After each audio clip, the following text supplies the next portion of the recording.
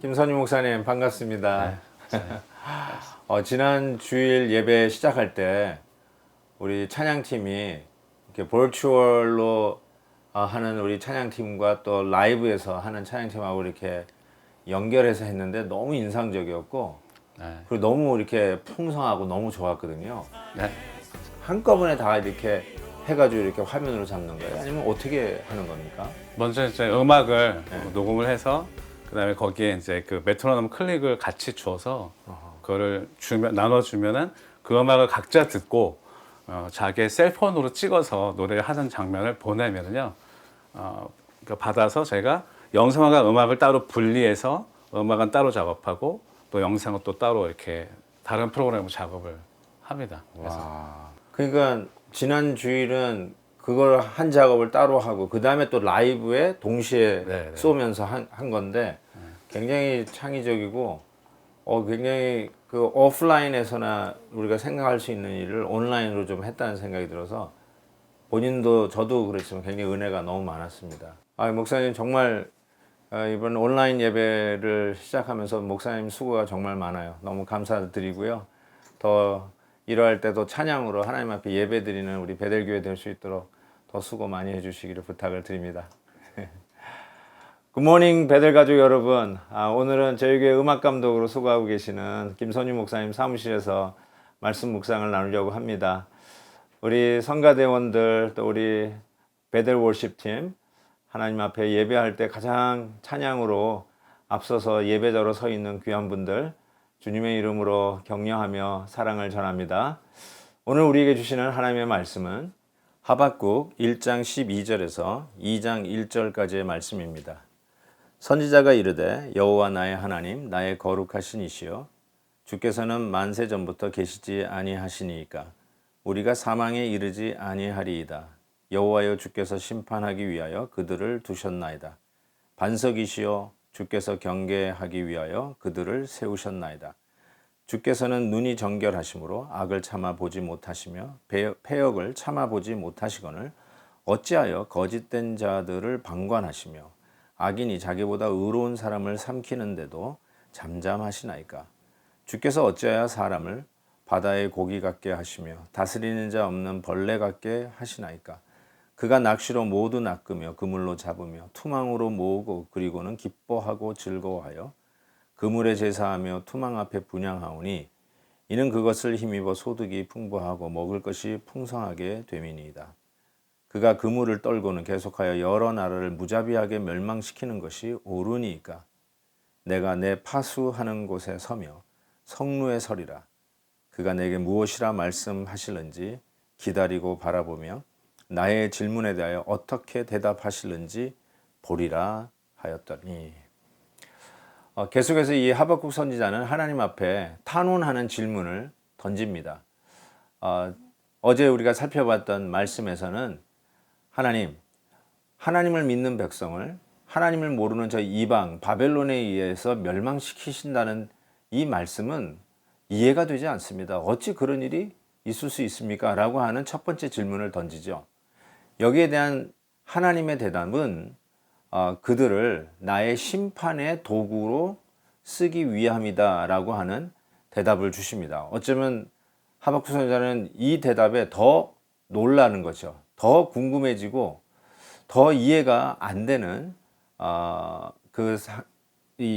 이해가 안 돼서 하나님 앞에 두 번째 질문을 던진다고 할 수 있습니다. 그 두 번째 질문이 오늘 이 마지막 절 우리 읽은 2장 1절에 나오는데 도대체 저 이방인을 심판의 도구로 쓰신다 하는 것은 우리 이스라엘 백성이 비록 부족하지만 그래도 저들보단 나은데 우리보다 더 악한 저 바벨론을 통해서 우리나라를 심판하신다는 그 이유를 나는 이해할 수 없습니다.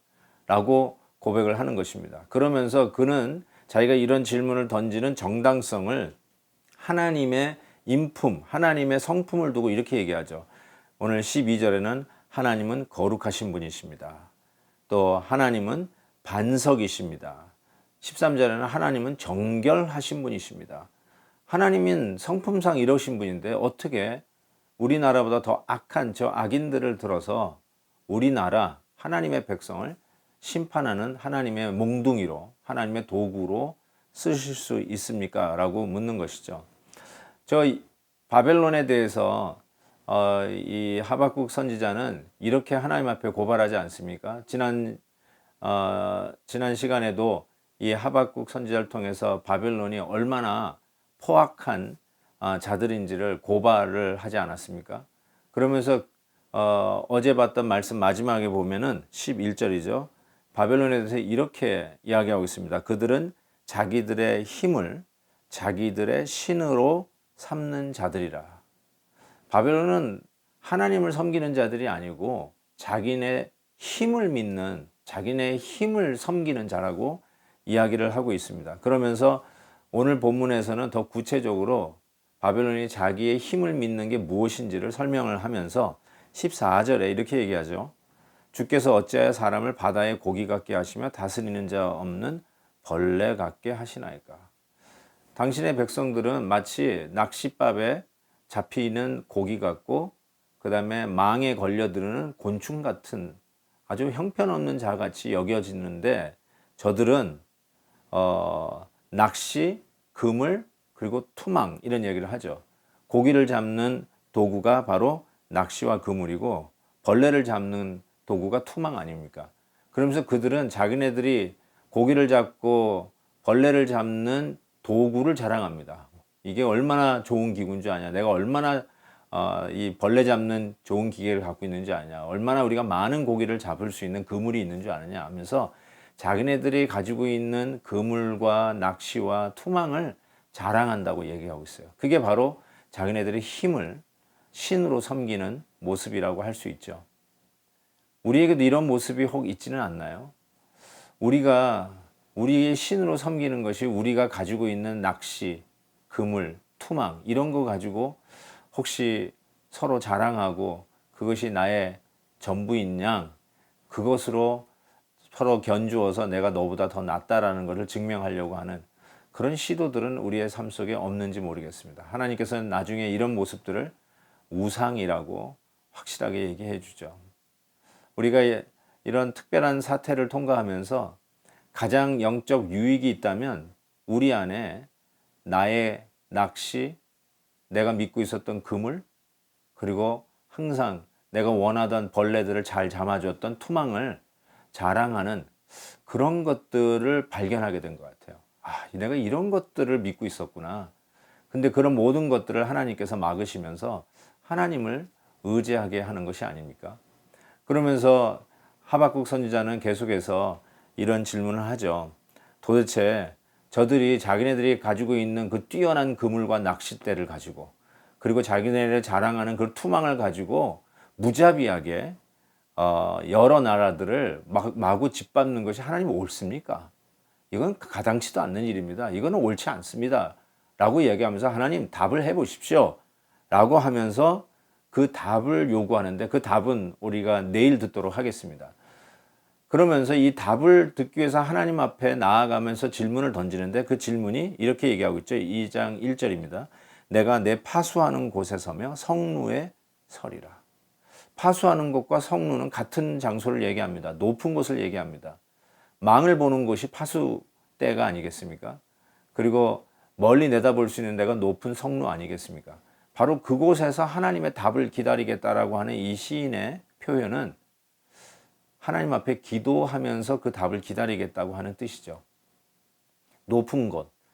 그래서 하나님의 백성들은 때가 되면 하나님을 향해서 기도의 문을 열고 그 때가 되면 하나님 앞에 간구하고 가능하면 어쩌면 하나님과 좀 더 가깝다고 하는 성루나 파수 때 높은 곳에 가서 하나님 앞에 기도하는 그들의 습관을 생각해 볼 때 이 성루나 파수 때는 기도하는 곳이라고 얘기할 수 있습니다. 우리도 때로는 하나님 이게 어찌된 일입니까? 하나님을 더 열심히 섬기고 예배 더 잘 드리고 어떻게 하든지 우리 가정을 믿음으로 이끌어 가려고 하고 하나님이 주시는 이 귀한 것들을 하나님의 나라와 영광을 위해서 쓰려고 하는 그 마음으로 열심히 살아왔는데 지금 이 모든 것을 봉쇄하고 또 막히고 이것이 도대체 어떤 연유로 해서 그렇게 됩니까? 하면서 답답해 할 수 있습니다. 하나님 어찌 이런 일이 있을 수 있습니까? 근데 그것을 어떻게 하나님께 질문한다고요? 성루에서, 즉 높은 곳에서 하나님 앞에 기도하는 장소죠. 우리는 그래서 이 시간에 더욱더 우리가 해야 할 일이 있다면 기도하는 일이라고 생각합니다. 어느 분의 말처럼 우리는 기도하지 않는 한 기도하는 것 이상 위대한 일은 할 수가 없다라고 얘기했습니다. 기도하지 않는 한 기도보다 더 큰 일은 할 수 없다. 그래서 오늘 우리는 더욱더 겸손하게 무릎 꿇고 성루에 올라가 하나님의 얼굴을 바라는 심정으로 부르짖으면서 기도해야 될 때라고 분명히 믿습니다.